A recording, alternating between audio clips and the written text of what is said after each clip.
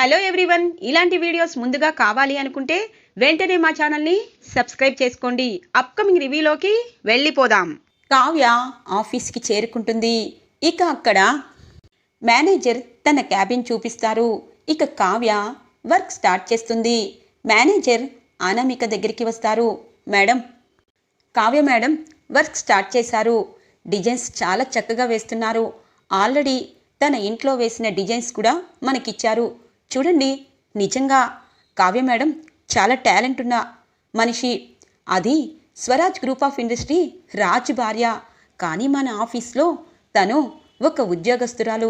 ఇది ఎలా సాధ్యం అని అంటారు. ఇలాంటి డీటెయిల్స్ అన్నీ తెలుసుకోవడం నీకు అవసరమా? దుగ్గిరాల వారంటే ఎప్పటికీ మంచివారుగా ఉంటారని అనుకోవడం పొరపాటు. పాపం ఆ కావ్యక్క ఆ ఇంటి కోసం ఎన్ని చేసిందో కళ్ళారా నేను చూశాను. కానీ తనకేం పట్టింది? ఇప్పుడు వేరే ఆఫీస్లో పని చేసుకునే అవసరం వచ్చింది. అందుకే స్వరాజ్ గ్రూప్ ఆఫ్ ఇండస్ట్రీని కిందికి పడేయాలి. అక్కడున్న వాళ్ళ పొగరు తగ్గించాలి. అసలే డబ్బు ఉన్న వాళ్ళమన్న పొగరు చూపించడమే కాదు, ఆడవాళ్ళంటే చులకన కూడా ఉంది. ఈ అనామిక ఒక్కొక్కసారి కరెక్ట్గా మాట్లాడుతుంది. కానీ ఇప్పుడు కావ్య నా ఆయుధమైంది. కావ్యే నా కంపెనీకి మంచి మంచి డిజైన్స్ వేస్తుంది. ఆ మంచి మంచి డిజైన్స్తోనే మన కంపెనీ ఎదుగుతుంది. అటువైపు స్వరాజ్ గ్రూప్ ఆఫ్ ఇండస్ట్రీ పడిపోతుంది. వాళ్ళ చేత్తోనే వాళ్ళ రెండు కళ్ళు పొడిచే అవకాశం వచ్చింది. తన భార్యే తనకు శత్రువుగా మారబోతుంది అని అంటుంది Anamika. Anamika very very happy. ఎందుకంటే ఒకప్పుడు కాలేజీలో నేను లవ్ చేసినా నన్ను ప్రేమించలేదు. తరువాత వెతుక్కుంటూ నా కంపెనీకి వచ్చి నాకు సలహాలు ఇస్తున్నావు. ఎప్పటికీ నిన్ను విడిచిపెట్టను. అలాగే నా కంపెనీని ఆ స్వరాజ్ గ్రూప్ ఆఫ్ ఇండస్ట్రీ కంటే నెంబర్ 1లో పెట్టాలన్న నీ ఆలోచనకి రియల్లీ రియల్లీ హ్యాట్సప్ అని అంటారు. చూడు సామంత్, నేను ఏం చెప్పినా నువ్వు కాదనకూడదు. నేను ఏం చేసినా నువ్వు వద్దనకూడదు. మనం ఎదగడమే మనకి ముఖ్యం, సరేనా అని అంటారు. సరే డార్లింగ్. ఆ అప్పో సప్పో ఎవరో నీ గురించి ఏదో అన్నారు, అవన్నీ కూడా పట్టించుకోను. నీ మాజీ భర్త కళ్యాణ్ కూడా నీకు డబ్బు అని అన్నారు. వాళ్ళు అలాగే పిచ్చి పిచ్చిగా మాట్లాడుతూ ఉంటారు. ఇప్పుడు రోడ్డు మీద కూరగాయలు కొనుక్కుంటున్నారు. అలాంటి పరిస్థితి మనకి రాకూడదు అని అంటుంది అనామిక. సరే, ఇప్పుడు మీరు ఈ డిజైన్స్ అనేవి తీసుకొచ్చారు. అర్జెంటుగా వర్క్ అనేది మొదలు పెట్టండి. ఇప్పుడిప్పుడే స్వరాజ్ గ్రూప్ ఆఫ్ ఇండస్ట్రీ నుండి ఒక్కొక్కరు బయటికి వస్తున్నారు. అలాగే వాళ్ళకి దగ్గర వాళ్ళైన ఒక పెద్ద కంపెనీ వారు మనతో చేతులు కలిపారు. ఇక వాళ్ళకి మనం కావ్య ఇచ్చిన డిజైన్స్ ఇస్తే ఎగిరి గంతేస్తారు. మనకి కొన్ని కోట్లలో లాభాలు వస్తాయి అని అంటుంది అనామిక. ఇక ఓకే చెప్తారు సామంత్. ఇక కావ్య వేసిన డిజైన్స్ అనేవి కరెక్ట్గా సీతారామయ్య గారి ఫ్రెండ్ అయిన తన మనవడే ఆర్డర్ ఇవ్వడంతో ఇక ఆ డిజైన్స్ అన్నీ ఇక చూసి ఒక్కసారిగా నచ్చి ఇక వాళ్ళకి పెద్ద ఆఫర్ని ఇస్తారు. ఇక అనామిక వాళ్ళు చాలా అంటే చాలా త్వరగా ఫాస్ట్గా పనిని ఆరంభిస్తారు. ఇది ఇలా ఉండగా రాజ్ శృతిని పిలుస్తారు. ఏంటి శృతి, ఇంకా నువ్వు పాత బబ్బీ డిజైన్సే వేస్తున్నావు, కొత్తగా ఏమీ నేర్చుకోలేదా అనగానే, సార్ కావ్య మేడంకి ఫోన్ చేస్తాను సార్ అనగానే, చూడు శృతి, ఆ కళావతి నీలాంటి వారి వల్లే నా నెత్తి మీద కూర్చుంది. కళావతి లేకపోతే కొత్త డిజైన్స్ వేయలేరా అని చెప్పి మేనేజర్ని పిలిపించి ఇక పేపర్లో యాడ్ చేయిస్తారు. ఇక రాజ్ కొత్త డిజైనర్స్కి ఇక సరికొత్త అవకాశం, శాలరీలు కూడా డబల్ ఇస్తామని వేయించడంతో చాలామంది ఇంటర్వ్యూకి వస్తారు.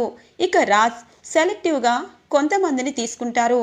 కానీ కావ్యలాగా ఏ డిజైన్ ఉండకపోవడంతో రాజ్కి పిచ్చి పట్టినట్టు అనిపిస్తుంది. ఇంతలో ఇక మేనేజర్ వస్తారు. చూడండి సార్, మీకే వీళ్ళు వేసే డిజైన్స్ నచ్చకపోతే ఇప్పుడు మనకి ఆర్డర్ ఇచ్చే కంపెనీలకి ఏం నచ్చుతాయి సార్? అసలే పండుగ నెలలు ముందుకు వచ్చాయి. ఇటు వినాయక చవితి వెళ్ళిపోగానే దసరా, అలాగే ధనత్రయోదశి, దీపావళి, అలాగే కార్తీక మాసం, ఇలా ప్రతి నెల పండుగే ఉంటుంది. ఆడవారు బంగారం ఎంత ఎక్కువైనా సరే ఆడవారికి గోల్డ్ కావాలి కాబట్టి ఖచ్చితంగా కొత్త కొత్త మోడల్స్ని వెతుకుతారు.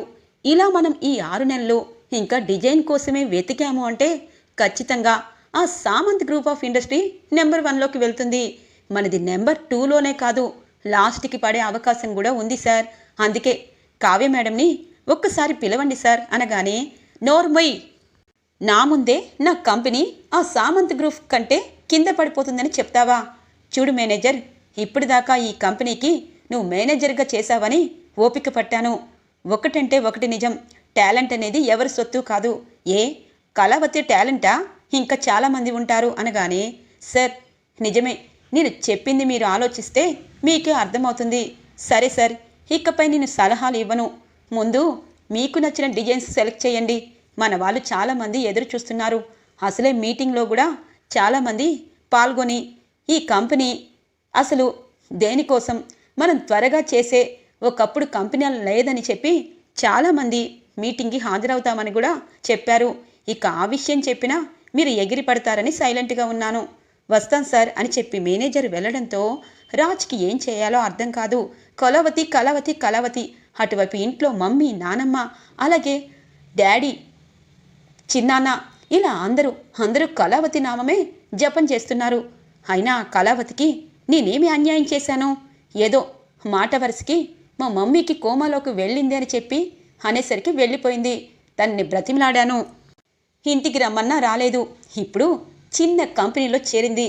అసలు కళావతి అని చెప్పి ఇప్పుడు తన గురించి ఎందుకు కానీ ఇప్పుడు తాతగారి పరువు నిలబెట్టాలి. ఖచ్చితంగా నేను మంచి డిజైన్స్ అనేది వేయించాలి. ఇప్పట్లోగా అది త్వరగా చేస్తేనే నా కంపెనీకి నాకు మంచిది అని అనుకుంటారు రాజ్. ఈవినింగ్ అవుతుంది. ఇక కావ్య ఆఫీస్ నుండి ఇంటికి చేరుకుంటుంది. ఇంతలో సందీప్ వస్తారు. సందీప్ గారు, నిజంగా నాకు మంచి జాబ్ ఇప్పించారు, చాలా అంటే చాలా థ్యాంక్ యూ అని అంటుంది. కావ్య మేడం, మీకు బ్రతుకు తెరువు నేర్పించాను, చూపించాను, కానీ నాకు కూడా బ్రతకడానికి ఏ సోర్సు లేవు. మీలా డిజైన్స్ నాకు రావు అని అంటారు.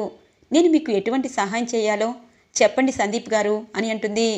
నాకు ఎటువంటి సహాయం చెయ్యాలి అని కాదు, మీరు ఇంతకుముందు ఇంట్లోనే డిజైన్ వేసి ఇచ్చేవారు. అలా కొన్ని డిజైన్స్ నాకు ఇచ్చారంటే మీకు 50 నాకు 50. ఈవినింగ్ వస్తారు కాబట్టి మీకు టైం ఉన్నప్పుడు డిజైన్స్ వేయండి. ఎందుకంటే మీకు చాలా టాలెంట్ ఉంది. మీ డిజైన్స్ వల్ల చాలా అంటే చాలా కంపెనీలు ఎదుగుతాయి. నా డ్యూటీనే అది కదా అని అంటారు.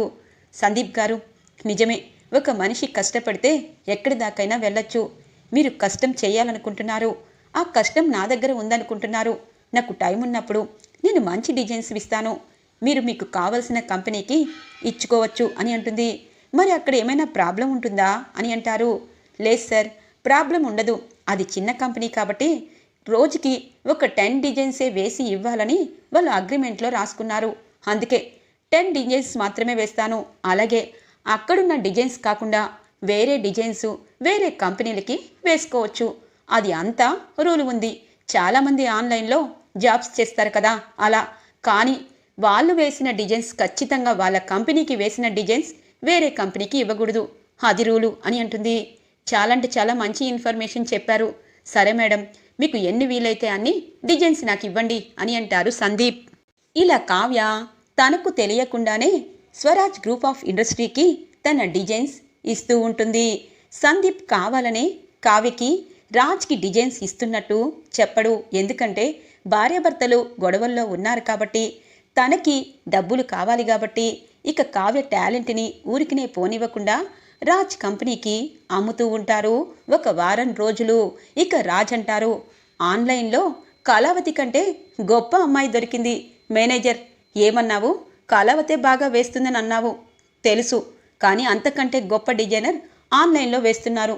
తను కనీసం ఎవరికి ఫేస్ చూపించరు. ఇదిగోండి డిజైన్స్ అని అంటారు రాజ్. ఇక సందీప్ అక్కడి నుండి నవ్వుకుంటూ వెళ్ళిపోతారు. రాజ్ సార్కి కొంచెం కావ్య మేడం అంటే కోపం ఉంది. ఇప్పుడు వీళ్ళిద్దరికీ ఒకరి గురించి ఒకరికి చెప్పకపోవడమే మంచిది. నా బ్రతుకు తెరువు నేను చూసుకున్నాను అని చెప్పి ఇక 5,000 రూపాయలు అలాగే ఒక 20,000 రూపాయలు లెక్క పెట్టుకొని 25,000 రూపాయలు ఇందులో సగం కావ్య మేడంకి ఇచ్చేస్తాను, సగం నేను ఉంచుకుంటాను. ఇలా వారానికి ఒక 15,000 వచ్చినా నా జీవితం బాగుంటుంది, నా పిల్లల చదువులు పై స్థాయికి వెళ్తాయి అని అనుకుంటారు సందీప్. ఇలా కావ్య ఒక్కసారే 2 కంపెనీలకి తన డిజైన్స్ సపరేట్గా అందిస్తుంది. ఒకటి టెంపుల్ జ్యువెలరీ అయితే ఒకటి రిచ్ అలా వేరియేషన్ చూపిస్తూ ఒకరికి ఒకరికి తెలియకుండా చాలా చక్కగా డిజైన్స్ వేసి ఇచ్చేస్తుంది. నెల రోజులు అవుతుంది. ఇలా తనకు తెలియకుండానే రెండు కంపెనీ ఎదుగుదలకి పోరాడుతుంది కావ్య. నెల రోజుల తర్వాత ఇరు కంపెనీలు మీటింగ్ ఏర్పాటు చేసుకుంటారు. ఎందుకంటే ఈ మీటింగ్లో ఎవరి గ్రూప్ అంటే ఎవరి ఇండస్ట్రీ నెంబర్ 1గా వెళ్ళింది, ఎన్ని నెలలో ఇలా కొత్త డిజైన్స్ వల్ల ఎవరు ఎక్కువ లాభాలు గడించారు, వాళ్ళే నెంబర్ 1 స్థానంలో ఉండబోతున్నారని చెప్పి అన్ని కంపెనీలు మీటింగ్ ఏర్పాటు చేస్తాయి. ఇక సామంత్ గ్రూప్ వాళ్ళు తల ఎత్తుకుంటూ ఇక మీటింగ్లోకి ఎంట్రీ ఇస్తారు. ఇటువైపు స్వరాజ్ గ్రూప్ కూడా అక్కడికి వస్తారు. మీడియా వారు అందరూ ఇక ఎవరు ఈసారి నెంబర్ 1 స్థానాన్ని దక్కించుకోబోతున్నారు. స్వరాజ్ గ్రూప్ ఆఫ్ ఇండస్ట్రీ 100 సంవత్సరాలు వేడుకలు చేసుకొని ఇప్పటిదాకా తన నెంబర్ 1గా కొనసాగుతుంది. కానీ ఈ సంవత్సరం దానికి పోటీగా సామంత్ గ్రూప్ ఆఫ్ ఇండస్ట్రీ ఎన్నో మంచి డిజైన్స్ మార్కెట్లోకి విడుదల చేసి దానికి గట్టి పోటీ ఇచ్చింది. వీళ్ళిద్దరిలో ఇప్పుడు టాప్ ఎవరు అన్నది ఈరోజు తేలనుంది. ఇంకా సేపట్లో టాప్ ఎవరు ఉన్నారన్నది మనందరికీ తెలియబోతుంది అని చెప్పి మీడియాలో చెప్తూ ఉంటారు. ఇది ఇలా ఉండగా అప్పు, కళ్యాణ్ ఇక ఒక ట్యూషన్ దగ్గరికి వస్తారు. ఏంది కవి, నన్ను ఇప్పుడు ట్యూషన్లో జాయిన్ చేయడం అంత అవసరమా? వద్దు కవి, ఎలాగో ఇంట్లో చదువుకుంటాలే. ఇప్పుడు నేను పిజ్జా అని డెలివరీ అని వెళ్ళటం లేదు. పాపం నువ్వే కష్టపడుతున్నావు. ఇప్పుడు నాకు ఫీజు కూడా నువ్వే కట్టి జాయిన్ చేస్తే ఇక మీ అమ్మ వాళ్ళు చూశారంటే నన్ను రాక్షసి అంటారు, నా కోసమే నువ్వు పుట్టావని అంటారు అనగానే, పొట్టి అలాంటి మాటలు అనకూడదు. నువ్వెవరు? నా భార్యవి. నా భార్యను నేను జాగ్రత్తగా చూసుకోవద్దా? నేనేదో కవితలు రాసుకుంటాను, నువ్వేమో ఇప్పుడు పోలీస్ జాబు వస్తే హ్యాపీగా నేను నా పొట్టి పోలీస్ అయిందని చెప్తాను అని అంటారు. సర్లే, నువ్వింత కష్టపడుతున్నావు, నాకు నచ్చట్లేదు కూచి అని అంటుంది. సరే, నచ్చినప్పుడు తరువాత మాట్లాడు, ఇప్పుడైతే ట్యూషన్కి వెళ్ళు, నేను డబ్బులు 3 సార్లు ఇస్తానని చెప్పాను అని అంటారు. సరే, జాగ్రత్త. ఈ మధ్య నీకు చాలా అంటే చాలా వర్క్ ఎక్కువైంది కదా, భోజనం కూడా సరిగా తినటం లేదు అనగానే, అప్పు ఇవన్నీ ఆలోచించద్దు, చక్కగా నీకు రానివన్నీ ఏమైనా ఉంటే సార్కి డౌట్లు అడుగు, అలాగే 1కి 2 సార్లు కరెక్ట్గా వాళ్ళకి అడిగి నువ్వు అది అర్థం చేసుకో అని చెప్పి అంటారు. సరే అని అంటుంది అప్పు వెనకాలే వచ్చి ఇక కళ్యాణ్ దగ్గరికి వస్తుంది. ఐ లవ్ యూ కవి, నీలాంటి భర్త దొరకడం నాకు చాలా అదృష్టం అని చెప్పి వెళ్ళిపోతుంది. ఇక తనలో తను నవ్వుకుంటూ పొట్టి పోలీస్ అవుతుంది. ఇక పోలీస్ అయితే నేను గ్రేట్గా చెప్పుకుంటాను, అప్పుడు ఈ ఆటో మానేసి కవితలు రాసుకుంటాను. కవితలు రాస్తూ నా పొట్టి పోలీస్ అయితే అబ్బా హ్యాపీనే వేరుంటుంది అని చెప్పి కళ్యాణిక అక్కడి నుండి ఆటో వేసుకుంటూ వెళ్ళిపోతారు. అప్పు చూడకుండా. కరెక్ట్గా ఇక అప్పు, కళ్యాణ్ మాట్లాడుకోవడం, అలాగే ఆటోలో వెళ్ళిపోవడం, ఇటువైపు ధాన్యలక్ష్మి అటువైపు రుద్రాని అట్నుండి కారులో వచ్చి గమనిస్తారు. కరెక్ట్గా రుద్రానినే చూపిస్తుంది. ఒక్కసారిగా ధాన్యలక్ష్మికి కోపం వస్తుంది. చూసావా ధాన్యలక్ష్మి, ఏదైనా అంటే ఇంట్లో వాళ్ళందరూ పోలోమని నా మీద పడిపోతారు. ఇప్పుడేమో స్వరాజ్ గ్రూప్ ఆఫ్ ఇండస్ట్రీకి నువ్వు ఎంత మొత్తుకున్నా అదిగో రాజే ఎండి అయ్యారు. ఇప్పుడు అపర్ణాదేవి తన కోడల్ని ఇంటికి తెచ్చే ప్రాసెస్లో ఉంది. కానీ నీ కొడుకు గురించి మాత్రం ఎవరూ పట్టించుకోవట్లేదు. ఆవిడగారు మహారాణిలాగా ట్యూషన్కి వెళ్తుంది.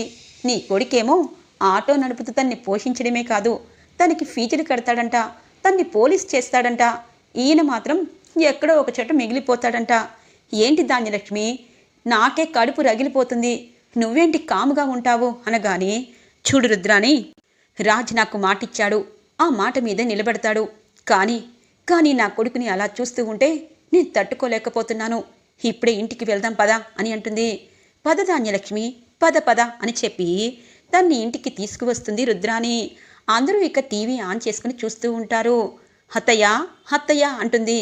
ధాన్యలక్ష్మి, ఏంటి మార్కెట్కి వెళ్ళారు, ఏం కొని తీసుకురాలేదేంటి అని అంటారు అపర్ణాదేవి. వదినా, ఈరోజు చూడకూడదని చూశాంలే, అందుకే వచ్చేశాము. ఇంతకీ టీవీలో ఏం వస్తుంది అంతగా చూస్తున్నారు అనగానే, నీకేం గుర్తుంటుంది, నీ కొడుకు తప్పు చేసినా నువ్వు తప్పు అనలేవు, ఏదో మాట వరుసకి అంటావు. నా కొడుకు గొప్పతనం ఇంకా సేపట్లో రాబోతుంది. చూడు, ఈ సంవత్సరం కూడా దుగ్గిరాల ఇంటి పరువుని నిలబెట్టే నా కొడుకు స్వరాజ్ గ్రూప్ ఆఫ్ ఇండస్ట్రీని నెంబర్ 1లో నిలబెట్టబోతున్నారు. అదిగో మీటింగ్ ఏర్పాటైంది. ఇప్పుడు ఏ సంస్థ ముందుగా ఉంటుందో చెప్తారు అనగానే, వదినా, మన స్వరాజ్ గ్రూప్ ఆఫ్ ఇండస్ట్రీనే ఎప్పుడు నెంబర్ 1గా ఉండాలని కోరుకోవడంలో తప్పులేదు. కానీ సామంత్ గ్రూప్ కూడా చాలా అంటే చాలా పెద్దదిగా అద్భుతమైన డిజైన్స్ వేసేదా ఎదిగింది. ఈసారి అదే నెంబర్ 1 స్థానంలో రావచ్చు అని అంటుంది రుద్రాణి. నోర్మి రుద్రాణి, ఇంట్లో ఉంటూ ఇంట్లో వాళ్ళని పొగడకుండా వేరే వాళ్ళని పొగడడానికి నీకు మనసు ఎలా ఒప్పింది? నువ్వు కూడా ఇక్కడ టీవీ చూస్తూ కూర్చో. నెంబర్ 1 అని మన సంస్థకే ఇస్తారు. అప్పుడు నోరు మూసుకొని పైకి వెళ్దువు అని అంటారు ఇందిరాదేవి.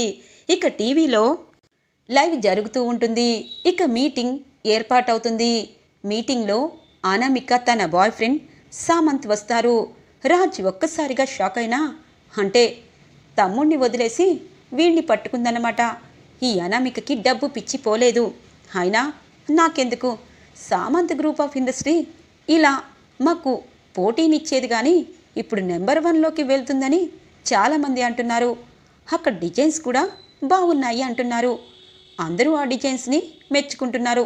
అందుకే ఒక్కసారి మన శత్రువులైనా ఆ డిజైన్స్ బాగుంటే మనం కూడా అలాగే చేయాలనుకుంటాం కదా అని చెప్పి ఇక అన్ని డిజైన్స్ అక్కడ ఉంటే చూస్తూ ఉంటారు. ఆ డిజైన్స్ చూసి ఇక రాజ్కి డౌట్ అనిపిస్తుంది. చాలా అంటే చాలా బాగున్నాయి, నిజమే. కానీ దానికంటే గొప్పగా ఎవ్వరికీ తెలియని మా డిజైనర్ వేసిన డిజైన్ కంటే గొప్పగా లేవు అని అనుకుంటారు మనసులో రాజ్. ఇక మీటింగ్లో అందరూ అన్ని డిజైన్స్ చూస్తారు. ఇక ఎవరు నెంబర్ 1గా కొన్ని డిజైన్స్ మార్కెట్లోకి వదిలారు, అలాగే ఆ డిజైన్స్ ఎంతమంది రీచ్ చేసుకున్నారు, ఎన్ని పాపులర్ అయ్యాయి, ఆ డిజైన్స్లో ఎంత మంది ఎక్కువ తీసుకున్నారు అన్నది వస్తే సామంత్ గ్రూప్ ఆఫ్ ఇండస్ట్రీ జ్యువెలర్స్ని ఎక్కువగా ఆదరించి ఎక్కువగా కొనుగోలు చేయడం జరిగింది. అంటే ఈ సంవత్సరం Samanth group of industry Swaraj group of industry కంటే నెంబర్ 1గా వెళ్ళిపోయింది అని చెప్పి అనౌన్స్మెంట్ చేయగానే ఒక్కసారిగా అందరూ షాక్ అయిపోతారు.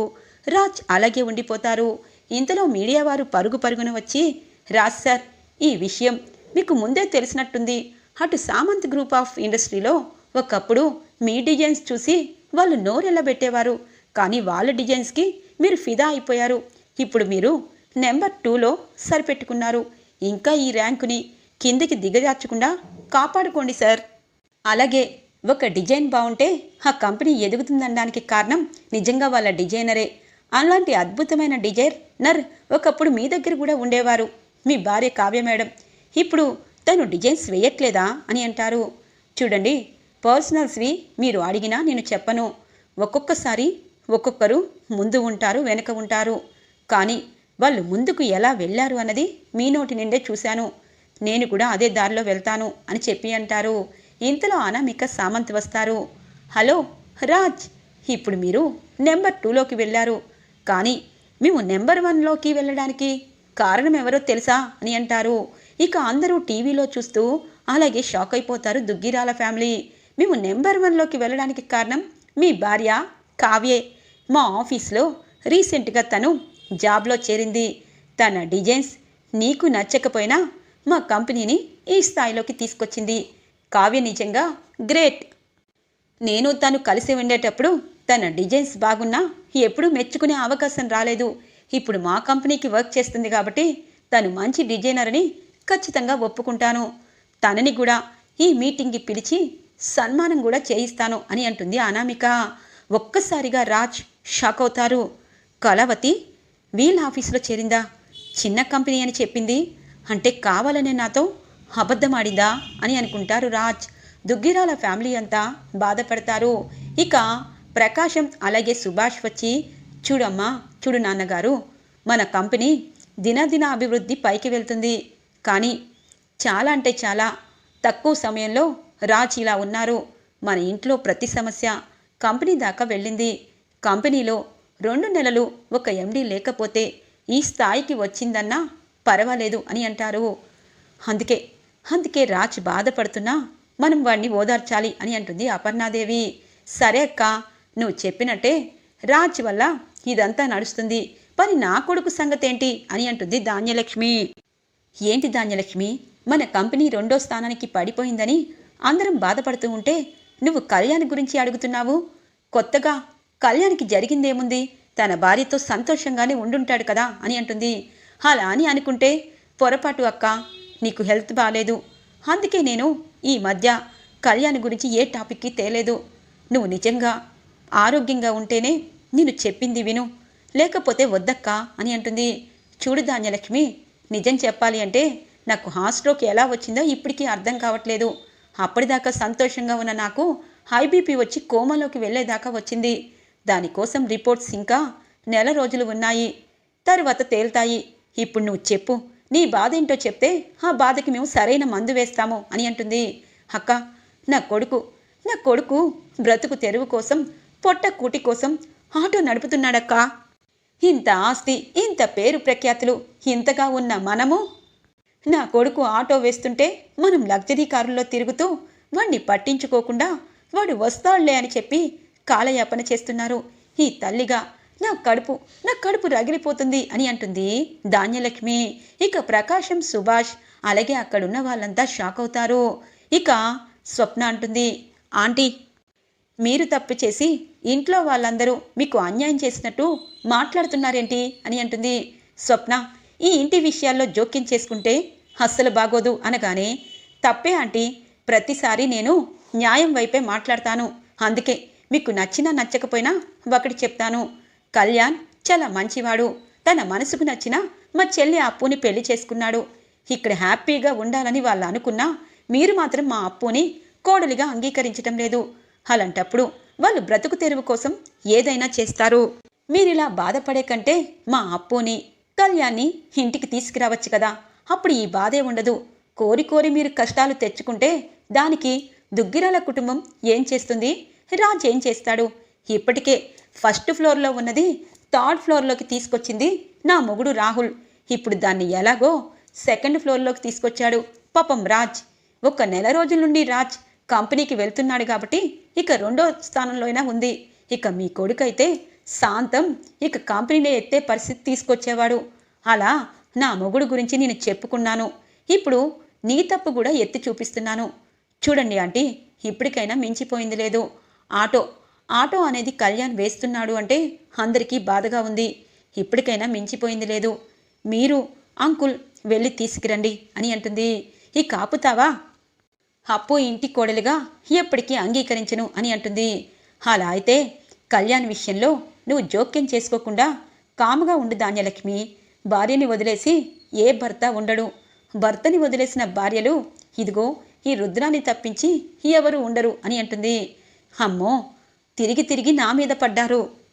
మీరొకటి మర్చిపోతున్నారు. అదిగో ఇప్పుడే మీడియాలో వచ్చిన వార్త కూడా వినట్టు ఎలా ఉంటున్నారు? మీరు అనుకున్నది అనుకున్నట్టు అక్కడ జరగలేదే. కావ్య ఈ ఇంట్లో పెద్ద దేవతలాగా అనుకునేవారు. ఇప్పుడు రాజ్ కంపెనీని 2nd స్థానానికి దిగజార్చింది మీ ముద్దుల కోడలు కావ్యే. అనామిక అని తెలిసినా తన ఆఫీస్లో కావాలనే చేరి సామంత్ గ్రూప్ ఆఫ్ ఇండస్ట్రీని పైకి తీసుకెళ్ళింది. ఇప్పటికైనా ఆ కావ్య ఎలాంటిదో ఇంట్లో వాళ్ళకి అర్థమవ్వాలి. ఇటువైపు ధాన్యలక్ష్మి కష్టాన్ని తీర్చటం లేదు, నా కొడుకు ఏదో చేశాడని ఇంట్లో వాళ్ళందరూ అంటున్నారు. మరి కావ్య చేసిన పనికి ఇప్పుడేం చేస్తారు? అటు రాజ్ ఓటమి అంచుల్లో ఉన్నాడు. పాపం రాజ్ ఇప్పుడు ఎలా ఉన్నాడో అని అంటుంది రుద్రాణి.